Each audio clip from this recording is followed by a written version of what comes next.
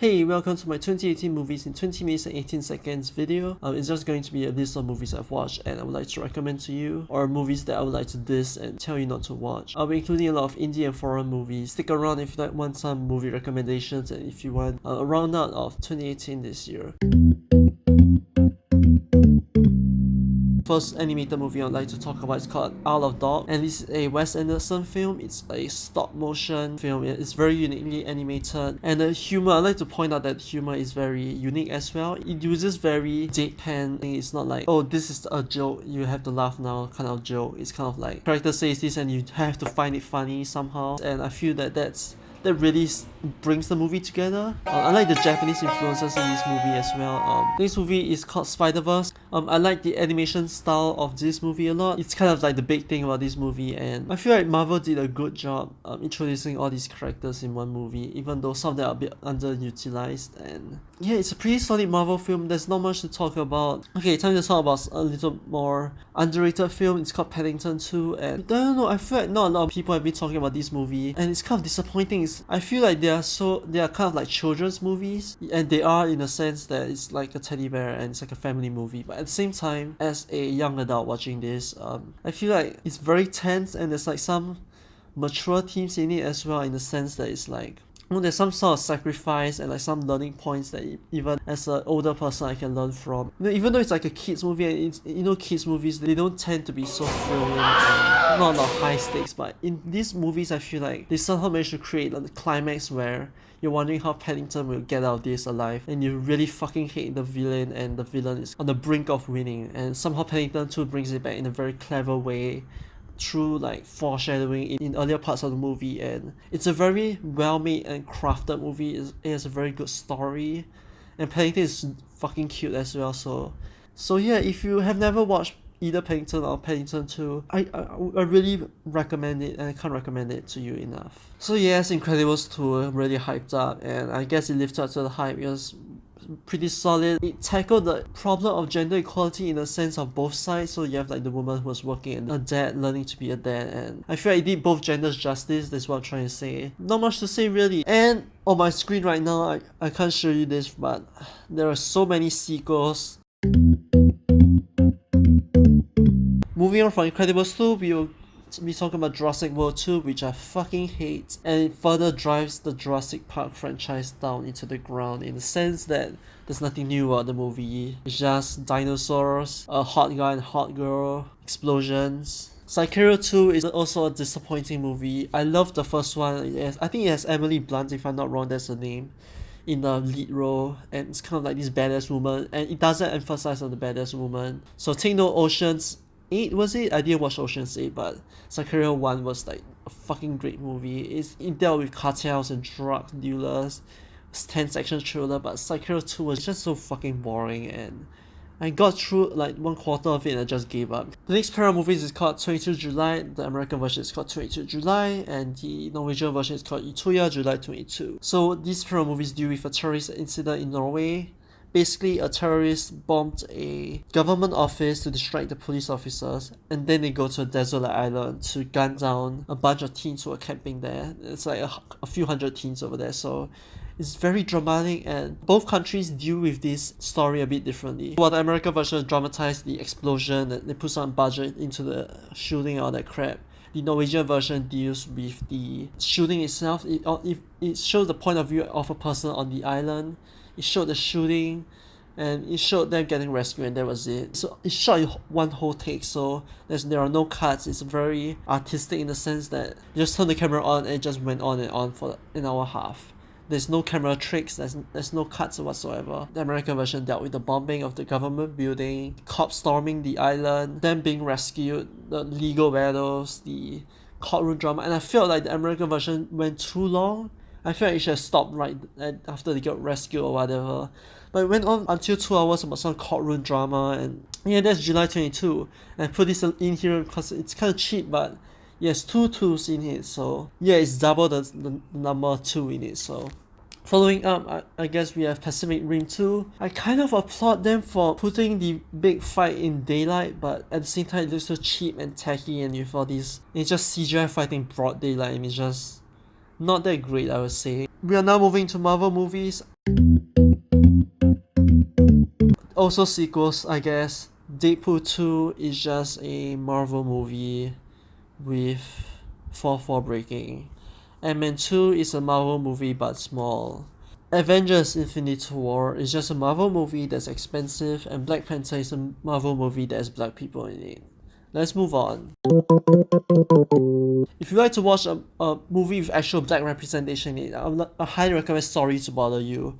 Just get the SJW teams out of the way. It doesn't emphasize the fact that they are black people, but this was filmed by a black director who's sort of a rapper, I think. And it stars a whole cast of black people, so the black guy in it is hardworking working class man. The black woman who is his girlfriend is loyal and loves him a lot, and that's the SJW team aside. Moving on to the actual movie itself, it's a surrealist comedy, and I feel like it's just so goddamn good. So basically, this is a movie dealing with this guy. He is a telemarketer, so basically cold calls people, hey, do you want to buy my Bible or whatever, stuff like that. And he basically has convinced people to buy his company's products, and eventually he gets so good at the job, he gets invited to the higher end of the company, and then he gets invited to a party with the boss, and then shit happens. The process of him discovering things and things just being so bizarre and weird is a sight to behold, and I highly recommend this movie to you. On to the next comedy, it's called Games Night, and this movie is just so good. Let me just tell you right now, the cinema I was in was laughing all the goddamn time, and all of them stayed for the credit scene.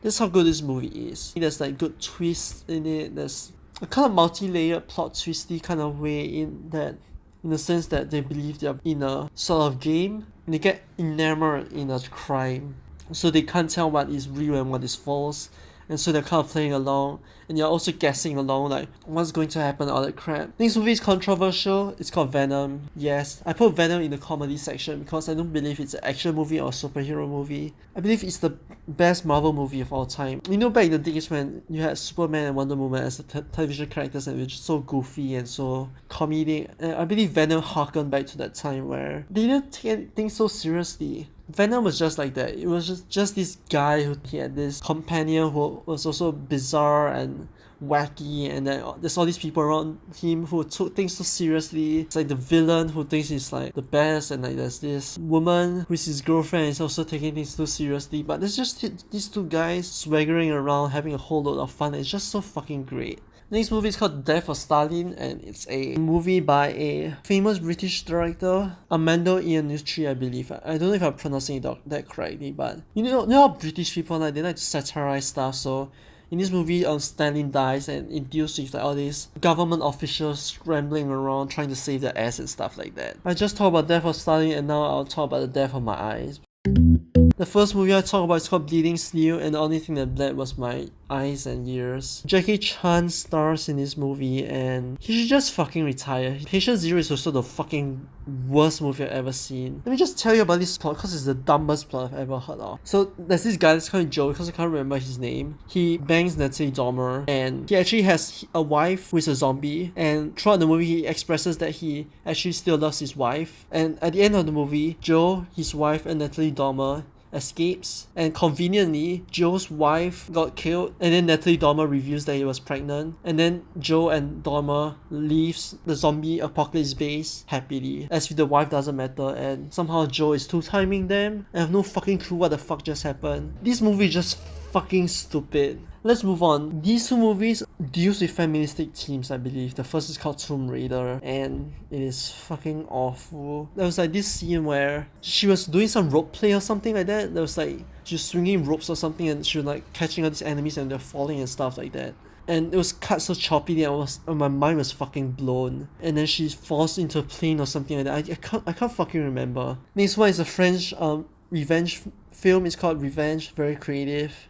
I initially liked the movie because of the cinematography and the look and feel of the movie, but it quickly went downhill when it introduced the feministic themes. So basically there's this woman who was shoved off a cliff by a pair of dudes. She lands on a spike, impales on her stomach, and she lights a match and somehow burns the stick that she's on, I think. She gets up and she hunts the man that killed her, and through impossible scenarios, and the fact that she's still bleeding, by the way, she kills all of them. And I feel like this movie is so fucking stupid too, because of the methods that she used to kill the man. It's just the man being fucking stupid, and she somehow lucks her way into killing them. And the fact that she's heavily injured and still somehow managing to do all this crap.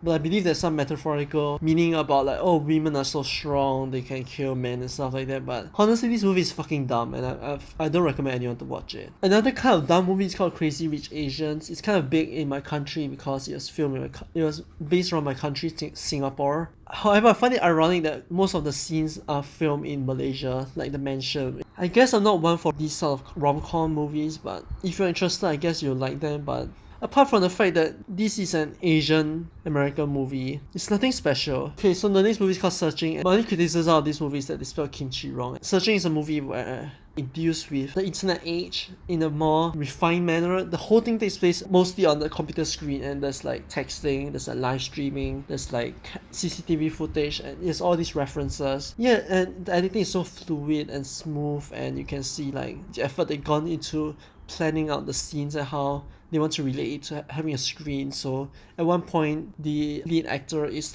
interrogating his brother, and he uses CCTV cameras, and we are seeing them interact through the CCTV camera. So they clearly thought this through and thought about how they will carry this team forward. And so we're kind of segueing into the indie movies, and this movie is called Climax, and it's basically a movie made by a French director who has directed several other art films before, namely Enter the Void and a couple of other drug-induced films. And this movie is no different. It focuses on a dance troupe, and they take some drugs accidentally, and she just kicks off. And yeah, it's a musical horror film, which is a first, I believe. And yeah, it's a fucking great film. Very stylish, unsettling. And even though it's like no plot or like it's a bit confusing, there's sort of a rhythm as it moves from room to room and to place, and as you move, these some kind of changes. So like when you're facing an argument happening, and then it slowly moves backwards, you can kind of feel the audio diminishing or changing direction.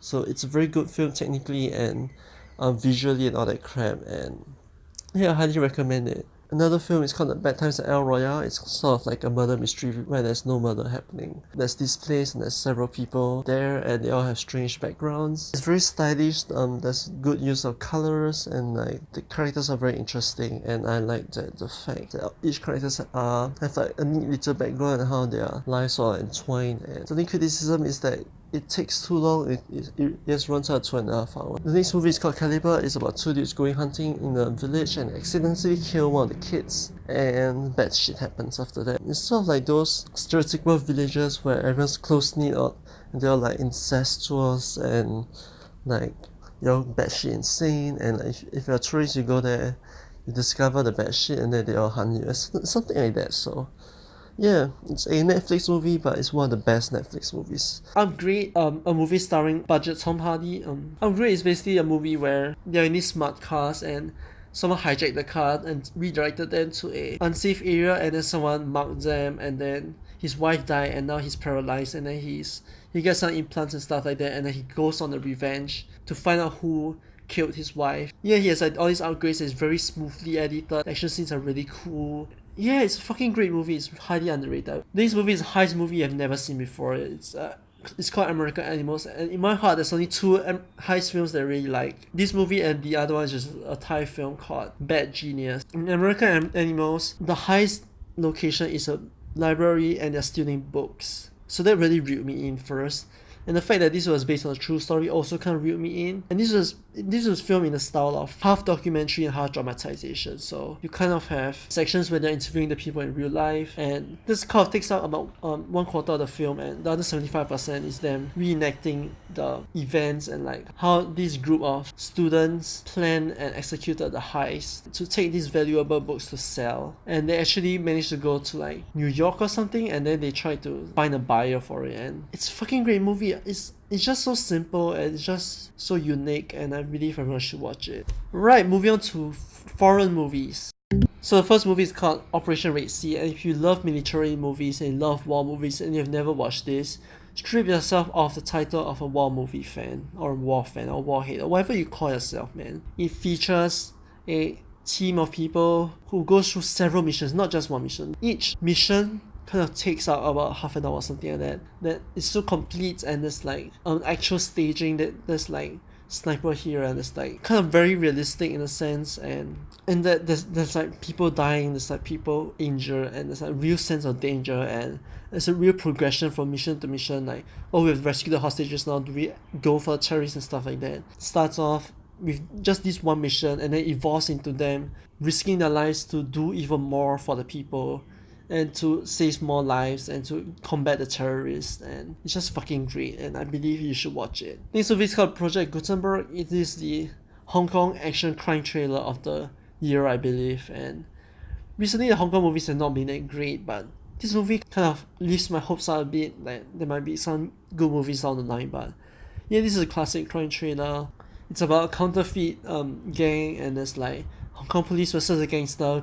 I believe this is a good place to start if you like to know more about Hong Kong cinema, because they've been doing this kind of gangster versus Hong Kong police kind of movies, and yeah, their movies are fucking great, and I believe more people should be watching them, especially since everyone loves gangster movies in America, and Hong Kong gang movies are actually fucking great. The next movie is called Believer, and it's a South Korean thriller. It's a crime thriller, and I remember one of the scenes that was really good was, okay, so basically there was this scene in the hotel where he knows that drug person is meeting another person, but he has never actually met him before. So he masquerades as that businessman, and he meets the drug dealer. Meanwhile, he's also masquerading as the drug dealer in another room for the businessman. So he's running back and forth, changing from the drug dealer talking to a businessman to being the businessman talking to the actual drug dealer in the other room. But generally, the idea is that it's a policeman trying to take down a some drug ring or whatever. Next movie is called The Spy Gone North, and it's a spy movie, but it's more dramatic. It's more of a slow burner. It's not really like Mission Impossible or James Bond. I recommend this movie in the sense that it's kind of different. It takes a different take on the spy genre, and it's kind of refreshing. If you like to see a spy movie that's a little more espionage and less action-y, I guess this movie will be the one for you. The next movie is called The Vanished, and it's basically a psychological crime thriller. It's a very good plot twist that you may or may not see coming, and it's basically apparently about a woman who comes back to life to haunt her husband for cheating on her. But there's a plot twist, and it's very dramatic, it's thrilling, and you're on your edge of a seat wondering what's going to happen next, who actually killed her, if anything, and I recommend this movie just for the plot twist at the end. This movie is called Batman Ninja. It's basically about, well, it's just that. It's Batman but it's a ninja. It's an anime cartoon movie. It's like Batman flying around with a samurai sword. It's just fucking insane. Just for the novelty, I highly recommend this. Well, the first movie is called The Crimes That Bind, and it's basically a Japanese thriller.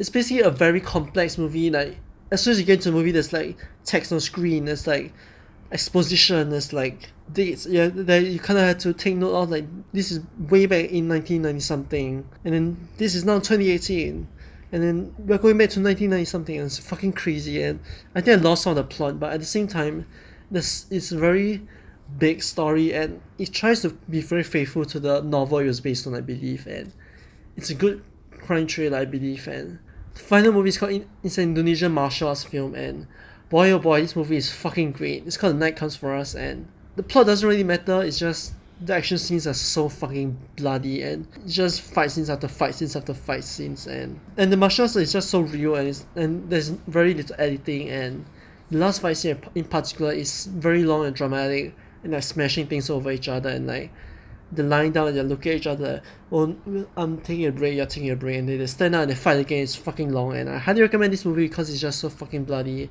It's good stress relief, It's just, you just watch these people beating each other up. And that's it. That's my 2018 movies in 20 minutes and 18 seconds.